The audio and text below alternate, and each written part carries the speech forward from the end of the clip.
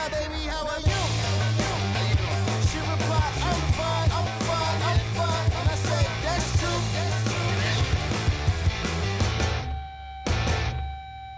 Salut à toutes et à tous, bienvenue dans Foot Foot, l'émission qui commente, analyse, décortique toute l'actualité du FC Nantes. Ce week-end, c'est le retour de la Ligue 1.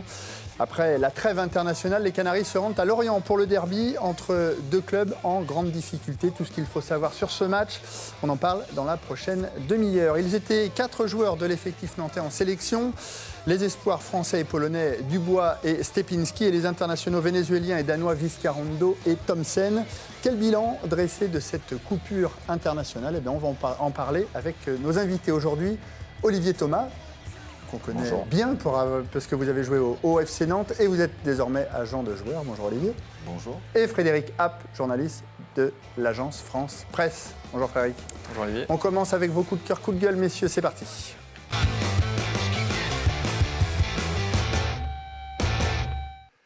Coup de cœur, coup de gueule avec Olivier. Coup de cœur ou coup de gueule? Coup de cœur, la réponse de Jonas Martin aux propos qui ont pu être tenus à l'encontre des footballeurs. Une réponse intelligente. Par Monsieur le Président. Voilà. Hollande. Une réponse Jonas intelligente. Martin, un joueur de Montpellier. Oui, qui est en Espagne maintenant et voilà, qui a fait une réponse intelligente, comme quoi il n'y a pas que des imbéciles dans le foot. On va rappeler les mots de François Hollande qui disait que les footballeurs avaient besoin de se muscler un petit peu le cerveau. Frédéric, coup de cœur ou coup de gueule? Moi, c'est un coup de gueule pour le gâchis récurrent que sont les espoirs français. Toujours un gros potentiel. 10 ans que ça dure. Hein. Ouais, c'est incroyable. On change d'entraîneur, on change de génération, on change de joueur. On ne change pas et on change d'élimination. pas les résultats. Et dans des poules en plus, qui sont quand même à la portée, on n'a pas des grosses équipes en face. Ouais. Donc voilà, c'est très dommage pour Léo Dubois notamment, puisqu'on va en parler. On va en parler dans un instant. Ils étaient 4 Nantais en sélection pendant cette trêve internationale. Regardez d'ailleurs la liste des internationaux nantais. Vizcarrondo qui était avec le Venezuela, Thomsen le Danemark, Stepinski les espoirs polonais et Dubois l'équipe de France. Espoirs pour des résultats plus ou moins bons. On va y revenir dans un instant. Et est-ce que vous êtes des fidèles justement? Est-ce que vous suivez encore un peu plus le foot dans ces périodes de trêve internationale où vous en profitez pour faire un break un peu, Olivier? Non, on ne s'arrête pas. On ne s'arrête pas, surtout que là, avec les espoirs, on avait Alexis Blin qui honorait sa première sélection. Donc joueur on avait de Toulouse, un œil, joueur de Toulouse, ouais, jeune joueur de Toulouse. Donc on avait un œil attentif, même si on se doutait de l'issue finale. Voilà, on avait un œil attentif sur sa prestation. Frédéric, pareil, on coupe un peu ou Moi, ça me permet de revoir du foot comme un amateur et pas comme un professionnel. Donc, c'est quand même un autre rapport au jeu et aux joueurs, j'ai envie de dire. Donc, c'est plaisant, mais je me contente des matchs de l'équipe de France, quoi. C'est tout. on est inondé sur toutes les télévisions. Vous, Olivier, vous regardez d'autres matchs aussi un peu plus tard le soir, Vizcarrondo avec le Venezuela, par exemple. On va en reparler dans un instant. Où on se concentre simplement sur l'équipe de France Espoir? Non, je regarde l'équipe de France Espoir, l'équipe A, et puis je rattrape mon retard sur des matchs enregistrés de Ligue 1, de Ligue 2 et de National. Et de CFA aussi, non, il y en a pas. CFA, non.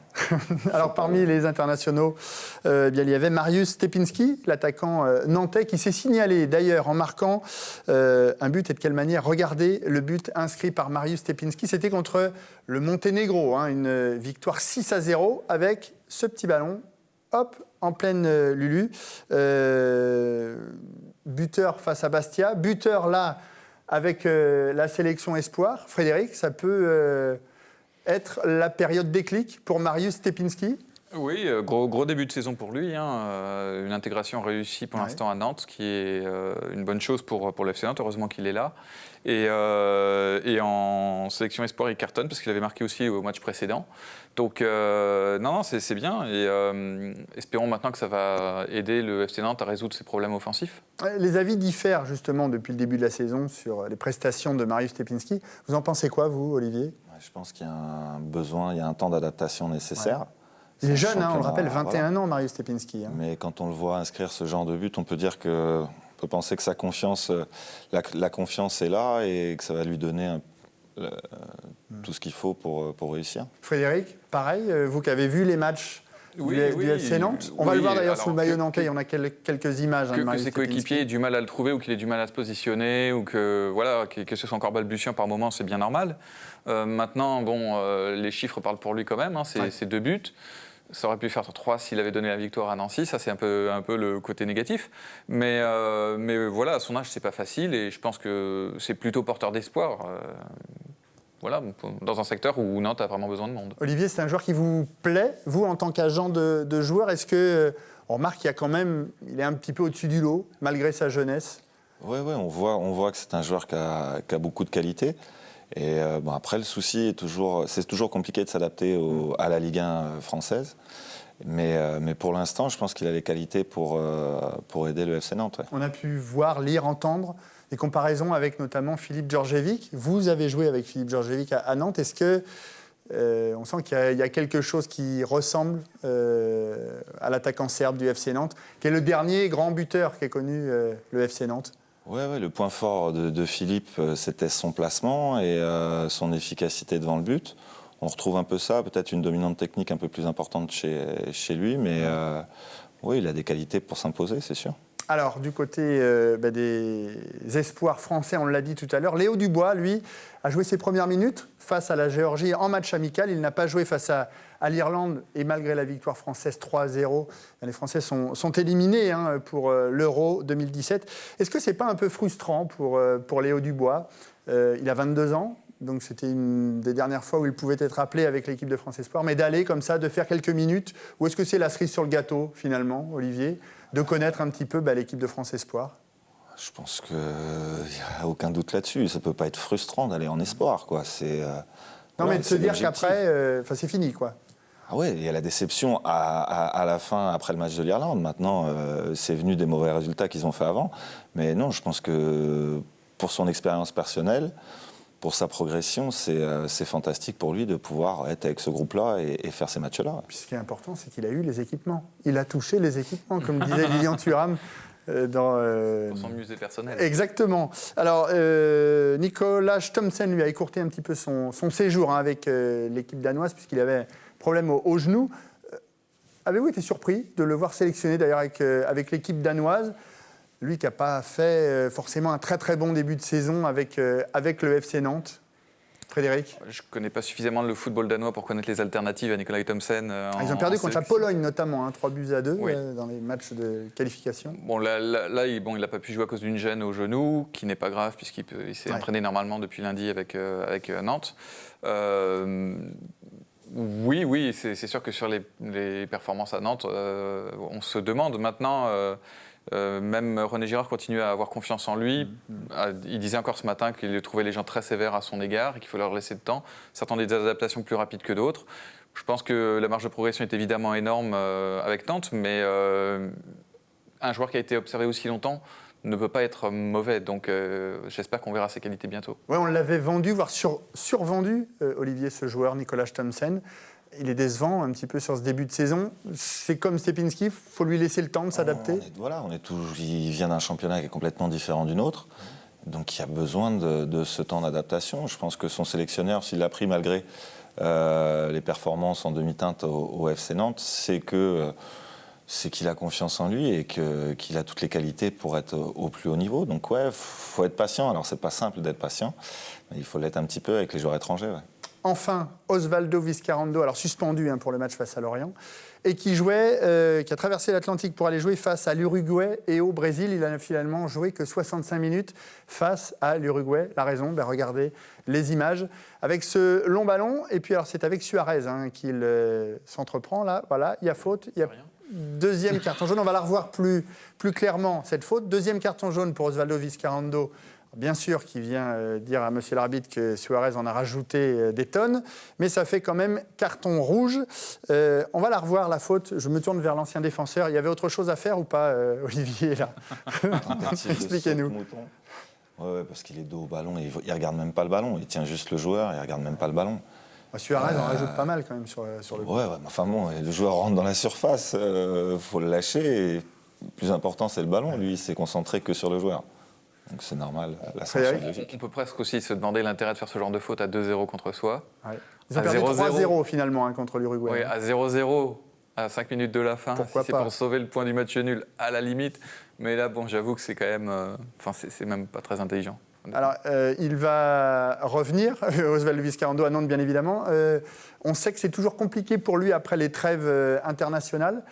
Finalement, c'est bien là qu'il soit suspendu. Ça va permettre de souffler, puis de renouveler aussi la charnière centrale, Frédéric. Oui, je pense que c'est un des domaines où Nantes a quand même donné des signes de faiblesse ces derniers matchs. Alors, est-ce que c'était juste une question d'état de forme? Parce que c'est vrai qu'il a enchaîné les matchs à cause des blessures en charnière centrale. Ou est-ce que c'est aussi un système de jeu qui lui convient peut-être moins? Parce que comme il est quand même pas très rapide et que l'équipe veut jouer plus haut, ça peut poser des problèmes. Donc ça, on le verra, mais je pense que ça donne maintenant à Nantes l'obligation de tenter autre chose, et ça peut être intéressant. Ça peut jouer en sa défaveur, ça, Olivier, justement. Une suspension qui vient au moment où vous n'êtes pas bien. Ouais, et puis derrière, Diego Carlos et Kofi Djidji, parce que c'est eux qui devraient jouer face à Lorient, qui s'installent. Les résultats du club font que le coach n'a pas forcément des certitudes dans toutes les zones du terrain. Donc si une nouvelle paire de centraux marque les esprits, que l'équipe gagne, tout simplement, le coach aura envie de réaligner la même équipe. Et le prochain rendez-vous international de l'année 2016, c'est dans un mois, début novembre, avec notamment Danemark-Kazakhstan, gros match, et le Venezuela qui jouera face à l'Équateur, et la Bolivie, avec ou sans Vizcarrondo, sans déjà le premier match, certainement, puisqu'il sera suspendu. Mais il était suspendu pour le deuxième match du Venezuela. Il est suspendu tout le temps, Vizcarrondo. Bon, il va revenir à Nantes, c'est sûr, exactement. Avant cela, il y aura une grosse série pour les Canaries. Et là, on revient à la Ligue 1, puisque la Ligue 1 revient ce week-end. Après 8 journées, très compliquées pour les Nantais. Regardez d'ailleurs les statistiques de cette équipe nantaise depuis le début de la saison. 16e avec 8 points, 2 victoires, 2 nuls, 4 défaites, 4 buts marqués, 8 buts encaissés. Messieurs, je posais la même question à Jérôme Pinault et Julien Soyer la semaine dernière. Est-ce que vous êtes surpris de voir Nantes autant à la peine, Olivier, en ce début de saison? On nous avait promis du changement. Je pense qu'il y a un temps d'intégration qui est plus long sur les joueurs étrangers, donc avec quelques changements, un nouveau coach qui met un système en place. Je pense qu'il faut un temps d'adaptation. Voilà, après, il y a beaucoup de progrès à faire. Ouais. Voilà. Surpris ou pas, Frédéric? Vous les avez vus? Oui et non. Personnellement, j'espère que ça se passerait mieux que ça. Ouais. On revoit, par exemple, la première journée où Nantes s'impose à Dijon. On se dit, ça y est, ça commence bien. Après des bons matchs de préparation également. Ouais. Et puis derrière, ça va se corser. Monaco, la défaite n'était pas forcément méritée non plus. Ouais. Bon, Metz, c'est la grosse catastrophe, ça, d'accord. Après, ils ont un peu manqué de réussite. On parlait tout à l'heure du raté de Stepinski à Nancy, qui aurait pu donner 3 points au lieu d'1. Il y a la barre à Marseille. Alors, ça aurait été des caches-misères parce que sur ces matchs-là, Nantes n'avait quand même pas été transcendant, c'est vrai. Ouais. Mais Nantes est une équipe qui n'a pas eu beaucoup de réussite non plus. Donc, après, on pourrait parler du recrutement, le numéro 6 qui n'est jamais venu. Là, justement, Abdoulaye Touré va progressivement revenir. Il va quand même passer par la case CFA, mais il va falloir espérer le revoir peut-être après la prochaine trêve internationale. Il faut le rappeler, c'est le seul joueur qui peut véritablement jouer en sentinelle devant la défense nantaise. Ce qui est nécessaire, ce qui était un souhait en tout cas de René Girard pour pouvoir dégager Guillaume Gillet de ces tâches-là. Un souhait de Guillaume Gillet également. Et un souhait de Guillaume Gillet qui était très convaincu aussi. Donc, si on met bout à bout toutes les difficultés, c'est pas si surprenant que Nantes soit à la peine. Que ce soit décevant, oui, surprenant, non. On nous promettait beaucoup de changements. Le président Kita avait dit ça va changer, l'ère d'Erzakarian est révolue, place à l'ère René Girard. Mais ça se fait pas en 2 semaines, ça. Ouais. Ça se fait pas en 2 semaines. Mais là, il y a eu plus de 2 semaines. Là, il y a eu 2 mois de compétition. Oui, mais c'est peu parce que les matchs de préparation, c'est quand même pas la même intensité. Et encore une fois, il y a eu les blessures en charnière centrale. Il y a énormément de choses qui jouent. Et donc, bon, la situation n'est pas bonne, mais pour moi, faut espérer que le meilleur reste à venir quand même. Alors, les Canaries qui restent sur un succès. Le premier de la saison au stade de la Beaujoire, c'était face à Bastia. Il y a 10 jours de cela. Vous les avez trouvés comment? Convaincants, Frédéric? On va revoir quelques images d'ailleurs avec le but de Stepinski notamment. Je les ai sentis déjà très motivés et très impliqués, ce qui est déjà beaucoup pour une équipe. Parce qu'on va rappeler le contexte avant ce match. Hein. René Girard sur la sellette, on parle de l'arrivée de Roland Courbis imminente en cas de défaite face à Bastia. Finalement, il n'en a rien été, en tous les cas pour le moment, Frédéric. Oui, et donc il y a eu quand même un nombre d'occasions et de tirs au but, comme on en avait peu vu à la Beaujoire sous Michel Derzakarian, il faut bien le reconnaître. Il y a eu aussi des grosses faiblesses défensives et Bastia n'aurait pas volé un match nul, ils ont quand même deux énormes occasions au moins. Donc pour une fois, le scénario du match a tourné en faveur de Nantes. Peut-être que c'est un tournant dans la saison, il faut l'espérer. Progrès à confirmer contre Lorient.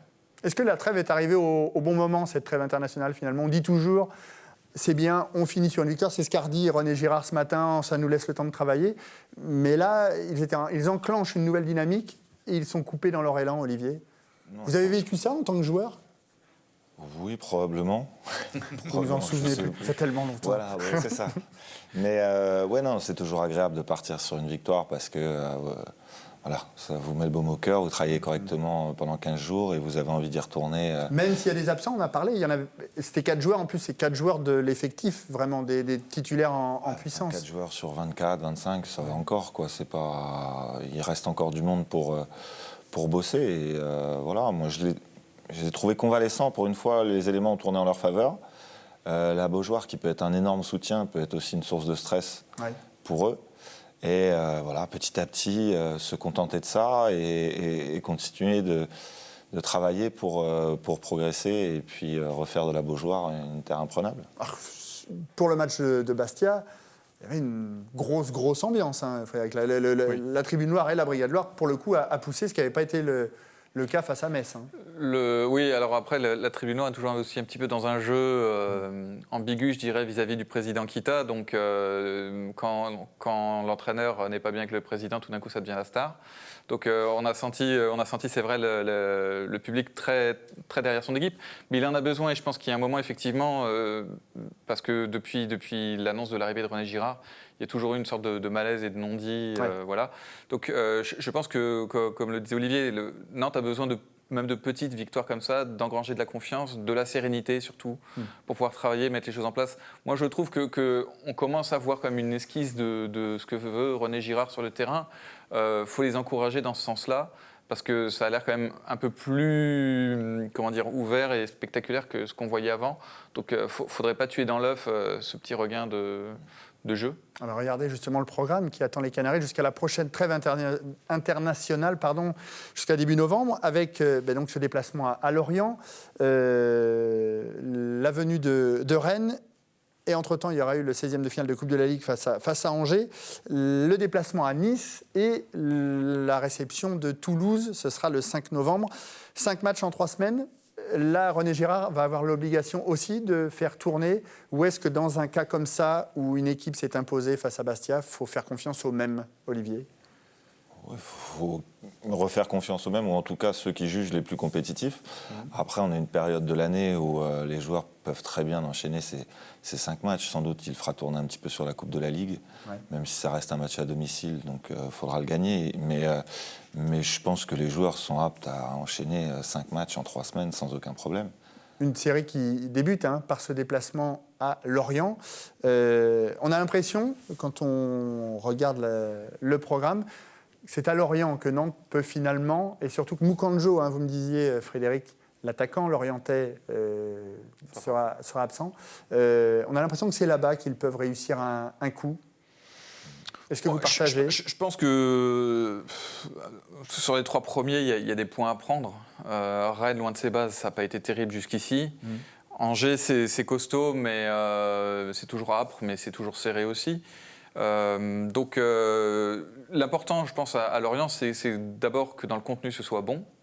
Parce que c'est de ça dont ils ont besoin aussi. Je pense pour ma part qu'il va peu faire tourner sur les 2 premiers matchs parce que l'équipe a besoin d'automatisme. Il a besoin de certitude aussi. C'est ça. Ouais. Donc je pense que les rotations ne sont pas pour tout de suite. À Angers, on verra bien. Ça donnera un petit indice aussi sur les ambitions de Nantes dans les coupes, en général. Donc voilà, mais l'important à Angers, à Lorient, c'est qu'il n'y ait pas de rechute, qu'on ne revienne pas à un état pré-Bastia, j'ai envie de dire, ce qui là, pour le coup, serait dramatique. Alors regardez justement les statistiques de cette équipe lorientaise depuis le début de la saison. Alors c'est pire que Nantes, 19e avec 6 points, 2 victoires, 6 défaites, 5 buts marqués, 13 buts encaissés. Je vais me tourner vers Olivier. Est-ce que vous les avez vus jouer, ces Lorientais? Est-ce que ce sont des chiffres qui reflètent ce qu'ils produisent sur le terrain? Ce qu'ils produisent entre les deux surfaces, non. Et ce qu'ils produisent dans les zones de vérité, oui. C'est-à-dire qu'ils sont capables de faire de belles performances, mais je dirais un peu naïf, enfin en tout cas mal défendu sur plusieurs occasions et devant un peu de mal à concrétiser. Mais je pense que c'est surtout derrière, je les sens prenables et puis avec également le manque de confiance dû à leur classement, il y a vraiment moyen de les faire douter, ouais. C'est étonnant parce qu'il y a des vrais joueurs de ballon. On parlait de Mukanjo, mais il y a Waris également, Mesloub. Enfin, il y a des vrais joueurs de ballon. Frédéric, vous les suivez, vous, pour l'AFP. Hein. Vous partagez l'avis d'Olivier? Oui, tout à fait. C'est très paradoxal, Lorient, parce qu'en fait, j'étais à la première journée à Caen-Lorient, et au bout de 20 minutes, Lorient menait 2-0. Dominait de la tête et des épaules le match, et on se disait, ouais, ils ont lancé vraiment super bien leur saison.